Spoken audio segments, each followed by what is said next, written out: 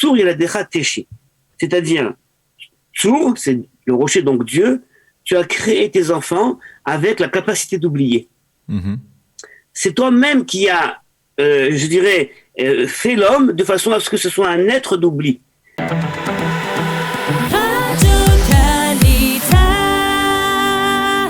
Docteur Michael Ben Admon, bonjour, Boker Tov et Gmar Hatima Tova.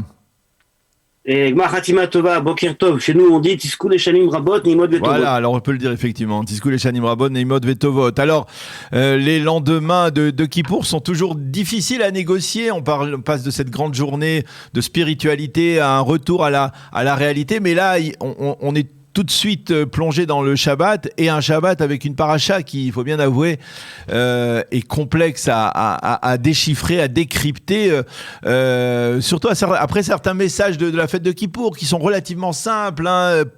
Pardon, on parlait de la Neila hier, de El Nora Alila, un message très simple et très, très clair pour l'ensemble du peuple juif. Là, on ne comprend plus. Tout de suite après Kippour, et c'est en général le cas pour la paracha d'Ha'azinu, un discours, on va dire, de remontrance que certains considèrent comme le discours de remontrance absolue par Moshe Rabbeinu. Pourquoi c'est situé ici et comment on explique justement que c'est là? Alors d'abord, c'est vrai que mettre en perspective la Shirat Ha'azinu après Yom Kippour, j'avais pas pensé à ça. C'est très intéressant parce que c'est vrai qu'à Yom Kippour, tout est assez clair. On sait où on va, alors que Ha'azinu, en fait, ça nous embrouille.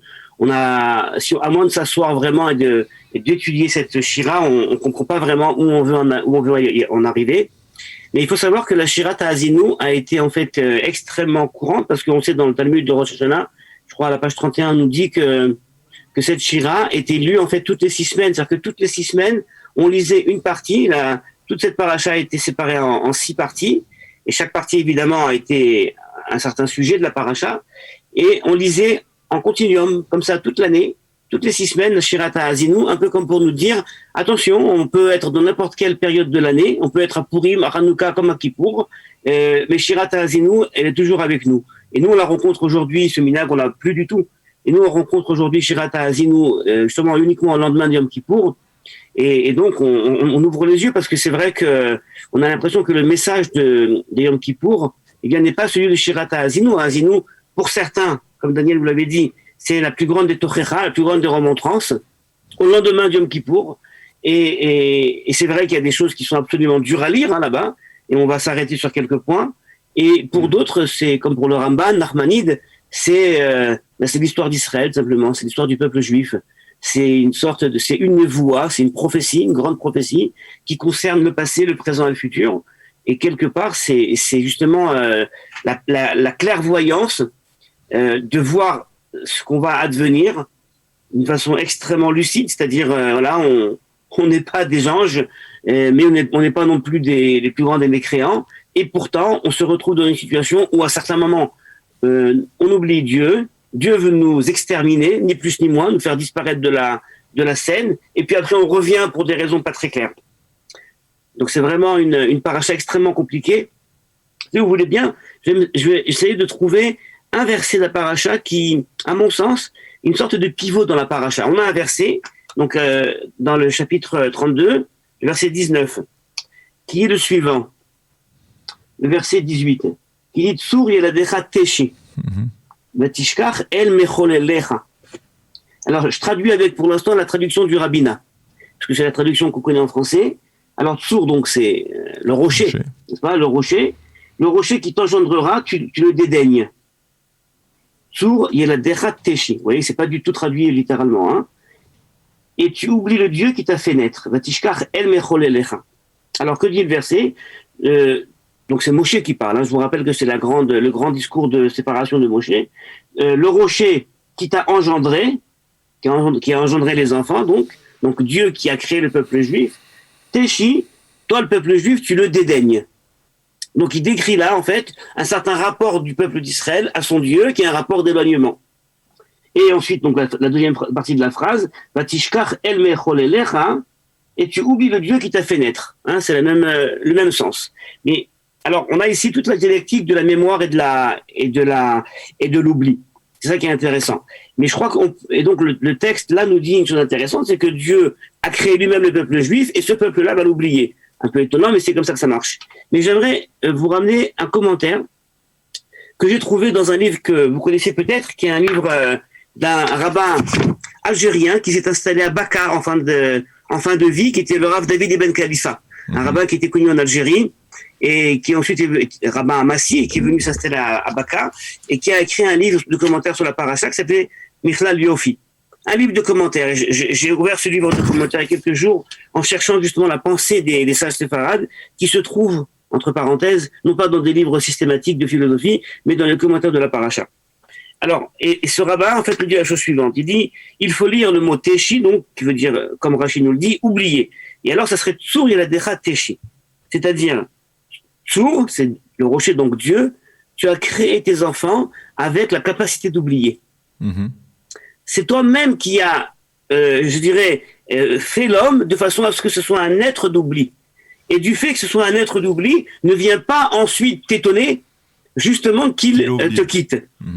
Et ce rabbin, justement, quand on lit son commentaire, j'imagine qu'il l'a sûrement prononcé en étant en Algérie face à l'assimilation, et il voit le peuple juif qui s'assimile. Et alors, comment est-ce qu'il peut réagir ? On a différentes réactions. On a un rabbin qui va réagir en tapant sur le peuple. Oui, vous oubliez Dieu, Dieu va vous punir. Et puis un autre rabbin qui vient, comme ce rabbin séfarade, et puis qui dit, au fond, vous savez, c'est comme ça qu'on a été créé. L'oubli pour nous, c'est quelque chose d'inévitable. On va oublier Dieu. Bon, on oublie toujours nos origines et nos obligations, mais Dieu ne nous oubliera pas. Là, ça nous rapproche tout de suite de la manière de la liturgie séfarade des Dota Mizrach de Yom Kippour qui contraste totalement avec celle des Ashkénazes. Oui, tout à fait. C'est-à-dire qu'il y a toujours en fait l'optimisme derrière. Même lorsqu'on chante Avinu Malkeinu, alors Dieu nous avons fauté, on le chante avec optimisme, en rigolant, en souriant. Et donc c'est vrai qu'il y a ici cet optimisme, je dirais, cette conception du rabbinat séfarade, qui est justement de voir que où que nous soyons, nous sommes une famille. Alors c'est très intéressant parce que ce verset-là, donc comme je l'ai dit, c'est quelque part le pivot de cette paracha, c'est-à-dire qu'on nous dit, et ça je trouve que c'est dramatique, Moshe lui-même, qui nous raconte ce livre, Moshe finit le livre de Devarim et la Torah donc sur un ton absolument dramatique en nous disant, tu vois, le grand leader que tu étais ou que j'étais, nous dit Moshe, le grand éducateur, dès que tu vas tourner le dos, eh bien, le peuple va t'oublier. Comment finir un texte, comment finir la Torah, une histoire sur une note tellement dramatique? C'est pas tout à fait exact, Michael, parce que il y a la semaine dans Vezota Beracha, il y a les brachot quand même qui terminent le livre, les brachot à l'ensemble des shvatim, des tribus. Oui, bien sûr, pour les shvatim, bien sûr. Je dis sur la place de Moshe. Oui. Moshe qui, lui, en tant que leader, on lui dit, tu vas tourner le dos, et puis non seulement ça, mais Daniel, le dernier verset de la Torah, quand on nous dit que, non, ça, on avance un petit peu mais quand on nous dit que Moshe a fait quelque chose de très grand, l'Echol Yada Chazaka, d'accord, quelle est la grande chose que Moshe a fait? C'est qu'il a cassé les tables de la loi. C'est-à-dire qu'on a l'impression, en fait, que la Torah, plus elle arrive à sa fin, dans le Chumash, et plus on nous raconte, en fait, les choses difficiles, c'est-à-dire l'oubli de Dieu, l'oubli de l'homme, l'oubli de Moshe, même Moshe qui ne rentrera pas en Israël. Il y a quelque chose, je pense, qu'on ne peut dire justement qu'en termes poétiques. Alors pourquoi? Est-ce que c'est parce que ça embrouille tout le monde et c'est pas trop clair? Je ne sais rien. Mais en tout cas, quand on veut dire quelque chose de dur, c'est peut-être un enseignement qu'on peut apprendre. Quand on veut dire quelque chose de dur, quand on fait une remontrance, et bien la remontrance, on l'a fait en termes poétiques, c'est-à-dire en usant des termes qui sont certaines fois polyphoniques, c'est-à-dire qui peuvent s'entendre de différentes façons, et ainsi on fait passer la pilule d'une façon beaucoup plus simple. Un des mots qui apparaît peut-être 19 fois, une racine qui apparaît plus de 19 fois dans la paracha, a des sens différents, c'est le mot tsur. On a vu le mot tsur, il y a la lettre teshi. Tsur, tamim pao. L'autre tsur, ça signifie donc Dieu. Des fois, ça signifie les ennemis, des fois la forme. En tout cas, c'est d'ailleurs intéressant parce que c'est la manière dont Dieu est exprimé dans la déclaration de l'indépendance de l'État d'Israël. Exactement. C'était une façon justement de dire, on va utiliser un mot qui est pas trop, on va dire, scindant. Et puis tout le monde comprendra qui c'est. Les religieux comprendront que c'est Dieu, et puis les autres comprendront autre chose. Mais ce mot veut dire quelque chose. Le rocher, c'est la stabilité, c'est la continuité, c'est la présence absente, c'est le silence dans le souci. Et quelque part, je crois que justement, à travers toute cette paracha et les mots durs qui y sont adressés, on entend la présence de Dieu. et qui est quand même une sorte de, ça rassure, d'accord, ça rassure au bout du compte. N'est-ce pas, Michael, peut-être aussi une volonté de la part de Moshe Rabbeinu de ne plus être seulement Moshe Rabbeinu, c'est-à-dire celui qui nous a enseigné la Torah, mais celui qui est aussi Nevienu, le plus grand des prophètes aussi du Ham Israël, celui qui a parlé avec Dieu et avec qui Dieu a parlé. Alors, on nous réaffirme évidemment la grandeur de Moshe, mais en nous réaffirmant cette grandeur, on nous dit également quelque chose de très important, je crois, qui est lié aussi à la place que Moshe occupe dans le système. Et au fond, à la place que chacun occupe dans tout système. Il y a un moment, il faut savoir se retirer. Il faut savoir partir.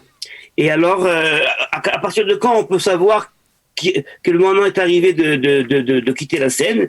Et je me rappelle d'un commentaire de Moshe Mendelssohn que j'ai vu la semaine dernière dans son commentaire, dans le fameux Bi'ur, où en fait Mendelssohn voit le texte de Moshe qui dit « j'ai 120 ans et je vais partir ».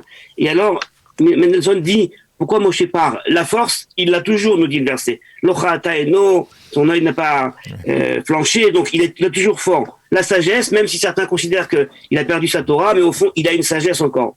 Et Mendelssohn nous dit, faut comprendre qu'un monsieur qui est âgé n'a plus la force mentale, n'a plus la force qu'il faut pour s'intéresser aux détails de la vie d'un peuple.